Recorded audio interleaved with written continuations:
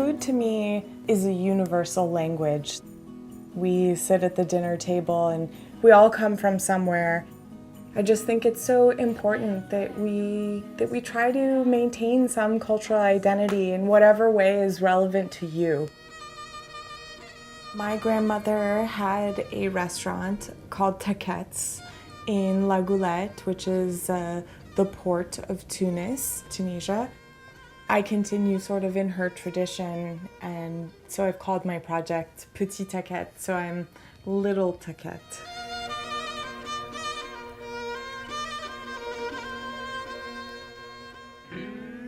In 1955, my dad's family left Tunisia and moved to Israel. I don't think my father ever really felt at home in Israel. He did his military service and then left straight away. He came to the US in 1962. My mother was from Los Angeles. Her family came from Boyle Heights and City Terrace. She grew up in Brentwood. I think that my mother chose to really embrace my father's Sephardic culture. Though she was Ashkenazi and grew up in a very different culture, I think that the Tunisian culture was so exotic, and my dad had such a sort of penchant and passion for these traditions.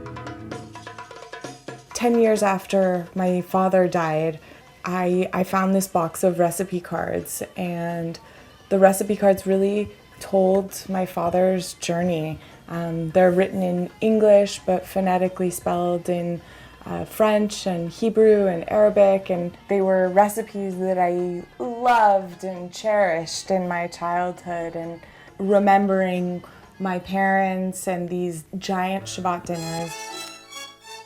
My parents' dinner table was the size of this room, and I'm guessing that dinner was minimum 10 to 12 people. It was never a small affair, but I love to set the table. I'm using my great Aunt Bernice's silver today, just because it's Shabbat and I love it so, and she, it's a nice way to keep my family again with me at the table. My father would use every single dish, every spoon, every fork. You'd have to clean the floor and the ceiling when he was done in the kitchen. But out would come, trays of beautiful salads and couscous and boulettes and soup and, just dish after dish after dish. And it was really special to have those dinners, and I decided to make a project out of it. And I realized that I need to host these big dinners and tell my story and share this exotic food and these traditions that were passed down to me. This is the beginnings of harissa. This is what I like to call Mexinesian, and Mexinesian is my Southern California upbringing meets my Tunisian roots. So here we have chiles de New Mexico, so New Mexico chilies.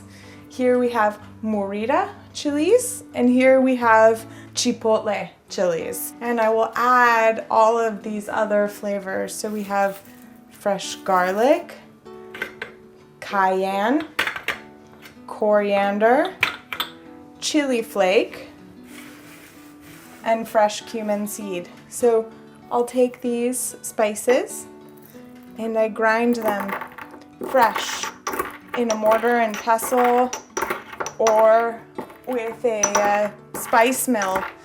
And then we would soak our chilies,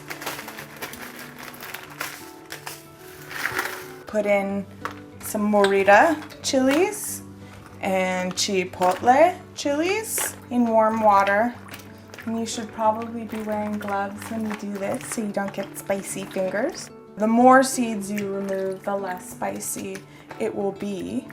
It just soaks for just a few minutes until the skins are soft and ready to be mixed in the Cuisinart. So here's the fruit of our labor, and we've made the Mexinesian smoky harissa It's very versatile, and this one is special to me because it's my family's recipe from the start, but I've changed it to make it more my own and more representative of the food that I cook outside of all of my Tunisian traditions. ولا نسيت حبابي وناسي